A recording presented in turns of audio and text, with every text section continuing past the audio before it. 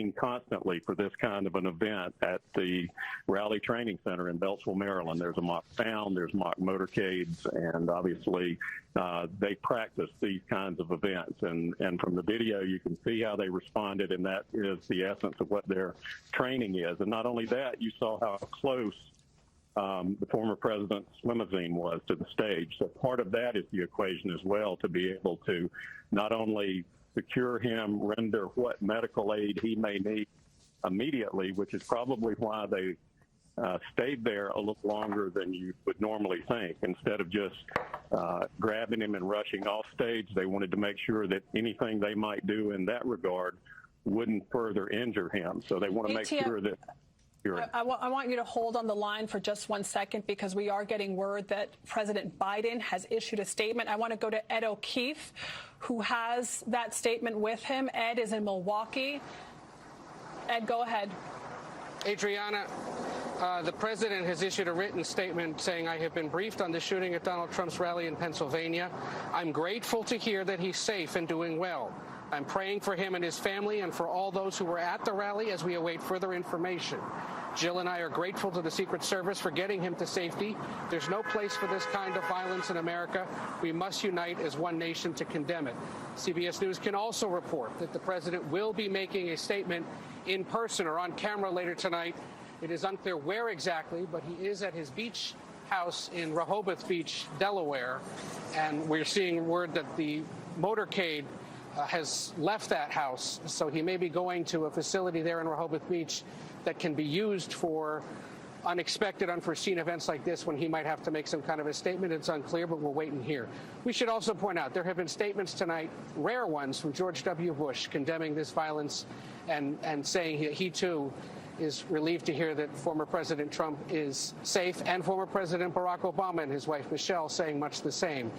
It's not often that you get former and current presidents making statements on anything, but obviously in a situation this grave, it is completely understandable. What exactly the current president might say and how he would speak to this tonight, and this attack on his bitter political rival, remains to be seen, but it's going to be arguably one of the most challenging statements any sitting president's ever had to make at a time of this apparent, just ongoing sort of cleaving of the country and the nastiness of its politics. Adriana. A nasty time in politics and a horrific day in America. Thankfully, former President Trump is safe. We're being told by his campaign as well as the Secret Service. The Secret Service, of course, their security is at the center of this. I want to bring A.T. Smith back into this conversation. A.T. is a former Secret Service official, and we're getting new information, A.T., that this is being called a sniper incident, and that this person was outside of the perimeter. Tell us what it means when something's labeled officially as a sniper incident. What does that mean to you, and especially for agents working this on the ground? Well, if that does turn out to be the case, then obviously it would be someone with a very long-range rifle, similar to a deer rifle or something like that, with a long-range scope. So if, in fact, someone was in a place outside of that perimeter and were able to do that, it would have had to have been quite a distance. Going back to what I said a moment ago, the normal security plan is going to involve 3 concentric rings of security, an outer, a middle, and an inner perimeter. If this person somehow made their way beyond being able to do this, that will be a point within this investigation, to try to determine what happened and why it happened, quite frankly.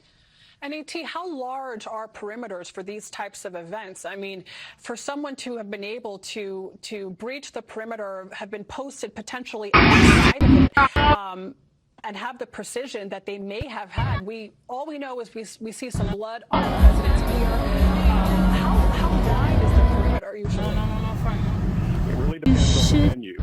If there's natural barriers between, sort of the outskirts of the perimeter and a farther distance, and we're talking about natural obstructions, then that is going to play a role in how big the perimeter becomes. It sounds like, if what we are hearing here is correct, and this person wasn't, there was a counter team there whose responsibility it is to be on the lookout to constantly monitor these long-range potential threats. And it's, in fact, that is neutralizing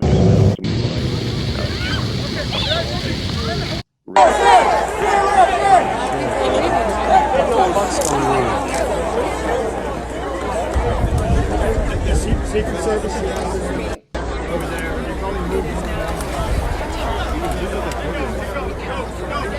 Exit! Exit! Everybody go to the chorus! What the fuck?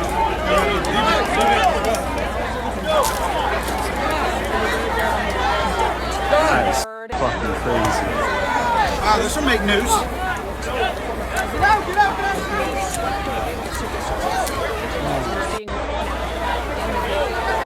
Sounds like a ploy. Shots continue. We are being told that the assailant has been neutralized, has been killed, and our local affiliate reports that another person, an attendee of this rally, has also been killed. We have reporters who were there on the ground who've spoken to eyewitnesses who described, of course, a chaotic scene. One person conducting CPR on a victim who that person said was shot in the head. We're going to slow this video down so you can see it in detail.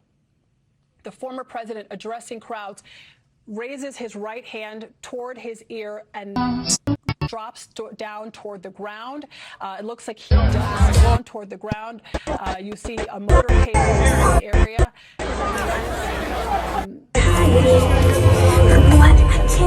Guys, watch out! I gotta cut you back up. Hey, yo, back up! Wash your toes!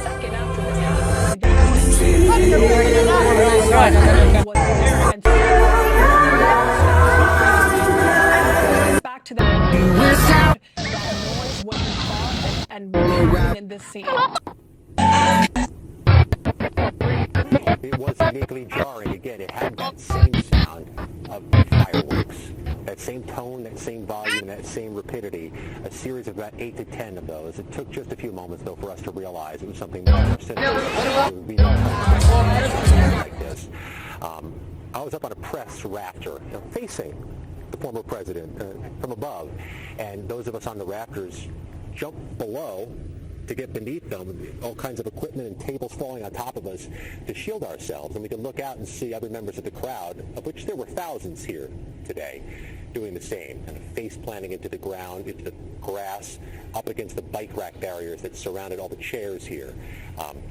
We could see after the former president was moved off the stage, some group of law enforcement in paramilitary gear rush as a unit to what would be the former president's right side of the stage. From our view, the left side of the stage, about 90 seconds after. Soon after that, we saw 2 helicopter landings. Helicopters. Behind me are cars in line to leave. They haven't moved over the last hour. It may not move. It seems that they have stopped the departures from the scene. This is an active investigation.